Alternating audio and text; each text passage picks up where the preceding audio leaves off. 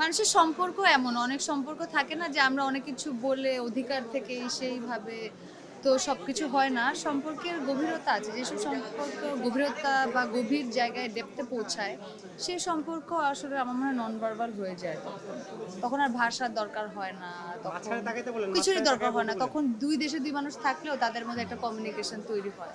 তো ওইটাই আর কি, ওই কারণে মনে হয় সাধুর বা ফিরে আসে সাধুর কাছে। যে কোনো উপায় হোক ফিরে আসে। আমি সাহসী কি ভীতু জানি না। আমি অভিনয় যখন আমাকে কোনো ক্যারেক্টার বলা হয় আমার যদি সেটা ভালো লাগে ওইটা, এটা আমি না সবাই তাই মানে ওইটা, তখন ওইটা করার জন্য অনেক উদ্বেগ উত্তেজনা কাজ করে ওই চরিত্রটাকে জাস্টিফাই করার জন্য যতটা করা যায় আর কি। সাহসী কোথায় আমরা, সাহসী অনেক অন্য জায়গায়, আমরা ওইটা কিছুই করি না সাহসীর মতন। খুব ছোট ছোট কাজ করি আর আমাদের কালচারেও তো ওইটা নাই, আমরা চাইলেও পারবো না। সো ওইটাই আর কি। পাগলি হয়ে ওঠার গল্প অনেকবার বলছি, আমি নিজেই টায়ার্ড ভুল।